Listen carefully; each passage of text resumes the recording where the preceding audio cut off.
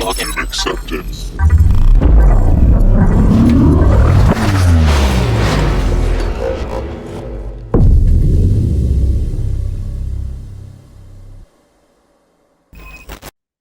All right, so really quick, who am I? My name is Ryan. I also go by Tired Person on Discord. I am the director of competitions and previously on a lot of competition teams. Um, Please sign up for Tech Symposium. Tech Symposium is a cybersecurity conference that allows you to connect with alumni, various people within the industry, as well as prizes for CTFs. So if you're interested in those and free food, please come to Tech Symposium. So really quick for table of contents, we're going to be going over what is RvB, um, how to prepare for injects, um, kind of advice for defending Linux and Windows, and finally some resources. So first of all, what is RvB? So RvB is a blue team competition where it's very similar to CCDC, where you're being attacked by a live red team. So with teams of up to 5 people, you'll be defending against or defending Linux and Windows machines from a live red team while also doing business injects or business related tasks. If you're going in person, there's going to be free food, uh, and you can sign up for whatever team you want. So you can make your own team or be assigned to a random team if you want. This is going to be on February 28th from 11:30 to 5 p.m. 5 p.m. to 5:30 is going to be the debriefing for like awards and stuff. And yeah, you guys can join online or on campus. So injects. What are injects? Injects are basically business emails from technical or non-technical people. So you can think of like the CEO, CTO, CISO, an employee, etc. Right? One example of an inject would be an email saying, compare 3 different types of VPNs and explain why you choose one over the other. This is something that I've commonly seen in CCDC, so this may or may not be an RVB. And ultimately, injects make you cry because all while you're being attacked by red team and they place 10 backdoors in you, you still have to put out your injects. Because if you don't put out your injects, you might lose because it's going to be like 30% of your points.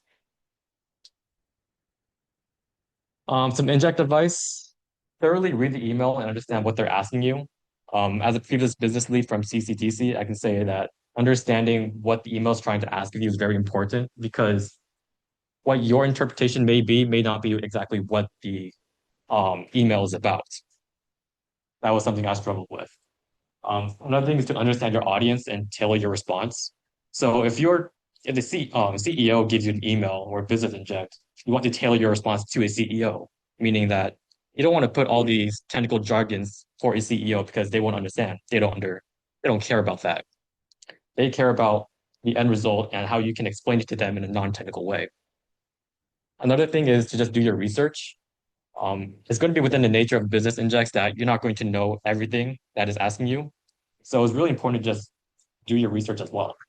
Um, Take some time, maybe like 30 minutes, just to Google what the topics are about, like all your different options, etc. Another thing is just to be clear, concise, and professional. Um, these are going to be business emails for executive people, right? So you're expected to have some kind of professionalism with these injects. For defending Linux and Windows, you could go on for hours about these. So for time's sake and for simplicity, I'm just going to go over some general advice for these operating systems. So first thing is to just know your machine. Something you should really understand is what kind of services are on your machine and what is being scored. So a lot of times in these machines, you're going to have various types of services that may or may not be scored. So if you have a database on one machine and 3 other services on the same machine, those 3 services may not be scored, so you can just get rid of them. Or they could be a dependency for your service, and you may need them, but you need to block it off externally, right? So I guess an example would be a website. Let's say a website has an internal database and a website. Those are running on 2 different ports, right? But you don't want to expose the database because anyone on the network can access the database, which may not be a good idea.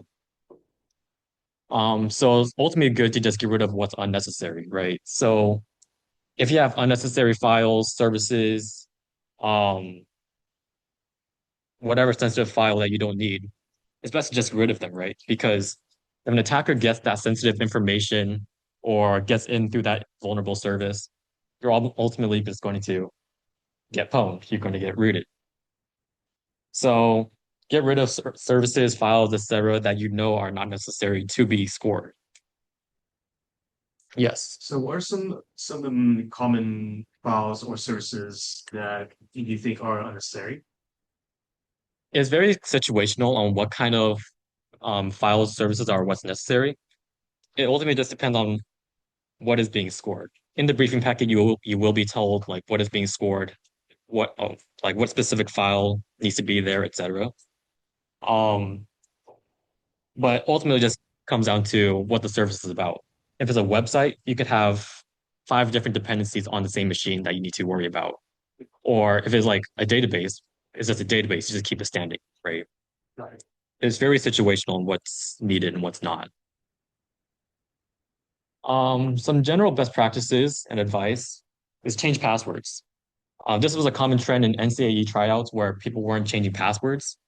So in blue teaming, when you know that you're being constantly attacked, it's good to change your passwords regularly so that even if they compromise your passwords sometime or another, it will be changed so they can't get back in through the same user. And this is especially relevant to Windows when you can get tickets to backdoor specific users. Another thing is just firewall everything.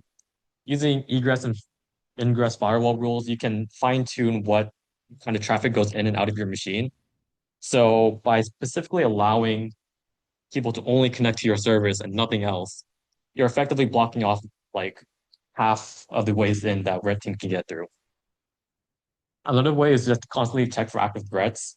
This can be through some kind of monitor like task manager or something, right? Some kind of process monitor to see if something is actually connecting to you. And if you know that connection is malicious, kick them out, block it off, and fix the problem, right? That's the general model for blue teaming and incident response. Another thing is just always assume that there's a way in, right? Red team is going to have like 20 different ways to get into one machine. So don't always assume that you blocked off everything. Just keep on looking, just keep on checking that there may be just one tiny little way in that they can like get into your machine. Um, another one is check misconfigured permissions or ACL. This is especially relevant to Windows where you can have misconfigured permissions. Something like generic all on a domain admin is very unusual, right? Because generally a domain admin should have or should follow the principle of least privilege. So realistically, that low privilege user should not have generic all or like write access over the domain admin because that can lead to a lot of ways of compromise, changing passwords, and it just be a whole mess. Finally, just try to hack yourself. On some kind of like Debian or one other machine, just try to hack yourself because if you are able to hack yourself, they can hack you, right? You can scan yourself, you can look through all your different services, see how an attacker would actually try to get in. And if you see that way in, you can patch it before red team gets in. That's generally how pen testing goes in a real environment. So in these 4 hours, you're combining incident response as well as penetration testing. So you may not have the skill or time to hack yourself, but if you do, it's generally good practice to do so. Any questions so far? No? Okay. Um, since this meeting is really short, like I'm helping you guys try to answer any questions or things I should talk about. Is there any like tips, advice, questions that you guys may have for me to follow up on? Yes. Are there any like homeworks or assessments we can use? Like, We'll go over that in resources. Are we allowed to bring in our own scripts? Yes. However, you cannot bring in paid tools. Okay, but like if I have my own script that I just like have lying around, I can just bring it. Yeah, if it's like publicly open for everyone else to use, yeah. What do you probably like? It can't be my like it can't kind of provide everything. Like I think, I can probably get. yeah, you just put on GitHub. All right, Yeah. GitHub, Pastebin, whatever. all right, It's just fair so everyone else can use the same script just in case they actually find it. all right. If they find it, they find it. You know. Yeah, it's generally following the CCDC rules. All right. Yes. See me on the rating. That is undisclosed. Oh, which one? Any other question or topics to go up on? Yes. Sure. So example of an inject. Let's say a company asks you, or let's say the CEO says, hey, I'm trying to install some kind of VPN for our service so that we can secure our network. What are some different types of VPNs that we should consider and why you think one is better than the other? Then you would go on like some kind of few page rant saying or explaining the different types of VPNs you found, how the advantages and disadvantages of each one, and ultimately saying why you choose X VPN as the one to use. So one example we've done for CCDC was comparing like Tailscale, Global Protect, OpenVPN, etc. Ultimately, we chose Tailscale because it's easy to set up, it's secure, it's open source, it's free, and it's just better for the company in general. Now, you could have other VPNs like Global Protect, OpenVPN, but some of these other VPNs may be paid, they're harder to set up, they offer no real advantage over the other, and it's just why choose something more complicated than something easy? Does that answer the question? Cool. Yes. Wait, so what open source, what are some recommended open source VPNs should we use? That would be something that you have to look up if that inject comes in. Okay. Yeah.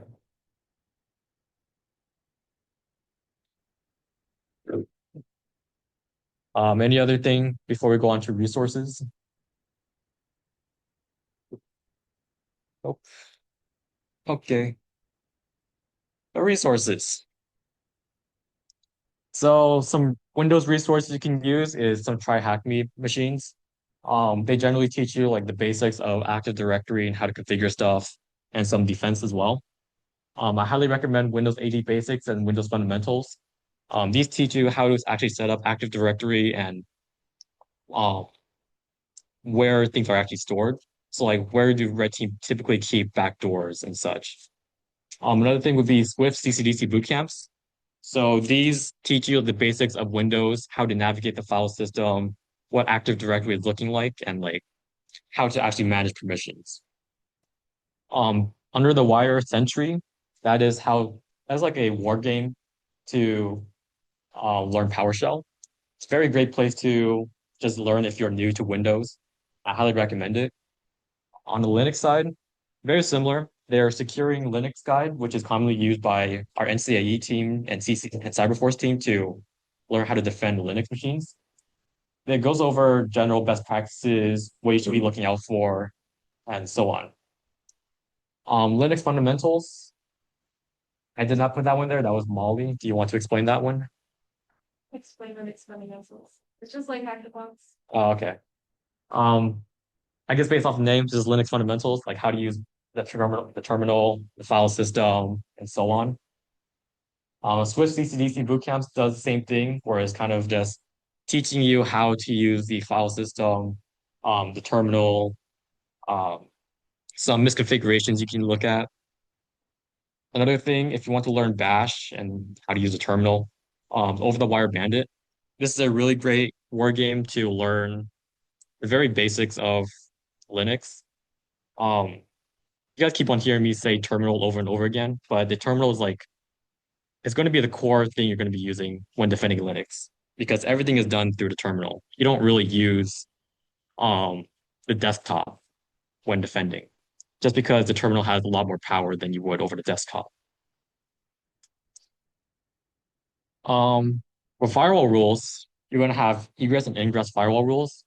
This is just a documentation about what these kind of firewalls are and how you may be able to implement them. Um, it doesn't actually like teach you how you would implement it on Linux or Windows, but it teaches you the theory of why you would implement them. IP tables, these are firewall rules for Linux.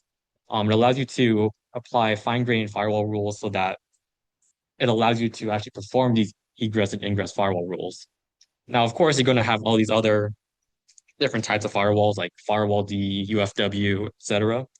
But personally, I like IP tables a lot more. It's very common. It's fairly easy to use, and there's a lot of documentation online about it. For Windows firewalls, this is from Microsoft Learn. It teaches you the syntax for Windows firewalls, how to use it, how to implement it, and different types of variations of it. So I highly recommend going through the firewall rules and just learning how to actually block off yourself from the attackers.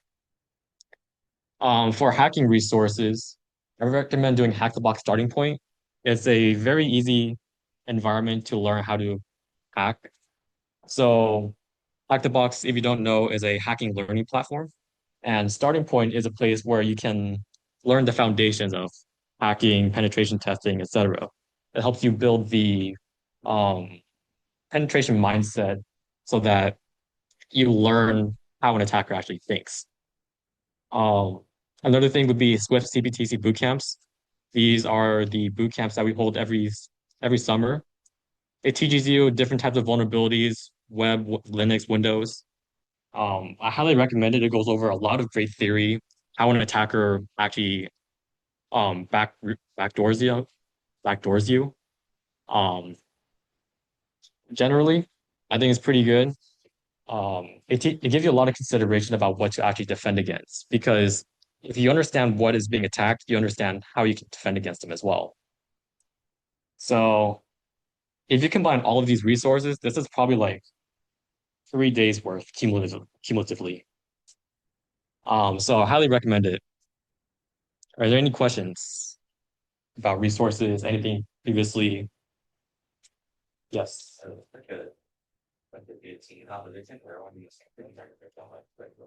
So a good team composition would be 3 Linux people and 2 Windows people. So total 5 people. There's going to be, again, 3 Linux machines and 2 Windows machines. So generally having that good balance of designating specific people to specific machines is a good idea. I think generally you also want to have someone who's good at writing just because of the business injects. Um, yeah, that's pretty much it. Any other questions?